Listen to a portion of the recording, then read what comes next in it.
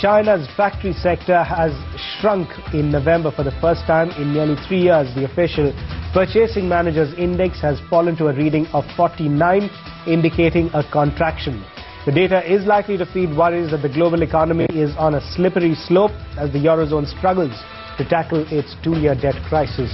In addition to global headwinds, China's once red-hot real estate sector is slowing down as home prices and sales are showing signs of declining. Export orders have also seen a sharp fall, but easing price pressures in the country has given Beijing some room for policy measures. After Wednesday's reserve requirement ratio cut of a half percentage point, the markets are hoping that China will ease interest rates as well to spur growth. All right, then, for more on the Chinese economy and also market reaction to the PMI data that we saw put out, let's go across to Hong Kong, where we are joined by Enzio Won File, who's Chief Executive Officer at Commercial Economics Asia, and also Reuters correspondent Kathy Yang. All right, Kathy, let's start with you. Chinese factories shrunk for the first time in 3 years, but the markets are still logging a higher close. They did, because Beijing preempted what could have been bad news for the markets. They surprised with a RRR cut, and that doused worries over a hard landing in China, what with a shrinkage in factory output for the first time in 3 years.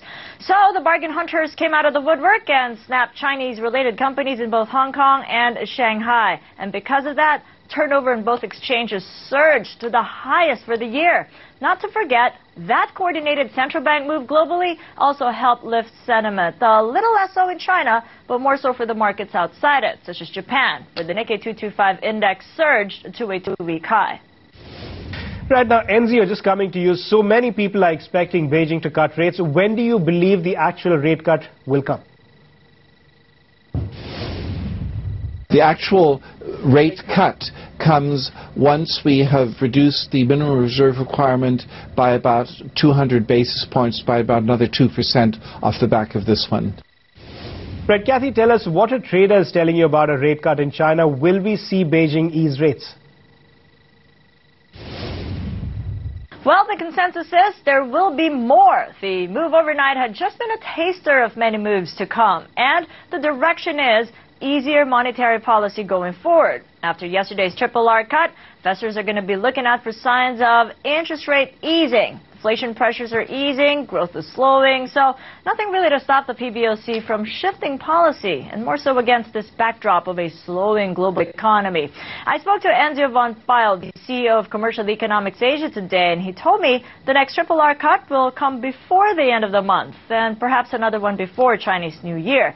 And it is only when the PBOC eases the RRR by 200 basis points will they actually affect an actual rate cut. So when that might be is anybody's guess, but Enzio thinks it could happen within the first half of next year.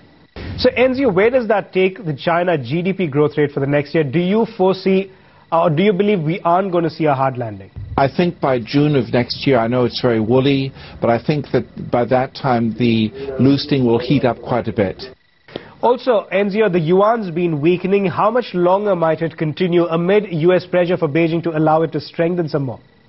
It will still remain low because whenever you change the economic time from an excess demand for money to an excess supply of money, aka by lowering reserve requirements, that takes some time to feed through. So I'm looking at China growth for next year being somewhere in the region of about 7.5% to 8%. In other words, still quite weak for Chinese relationships and for Chinese past performance. But I do think that in 2013 it will pick back up.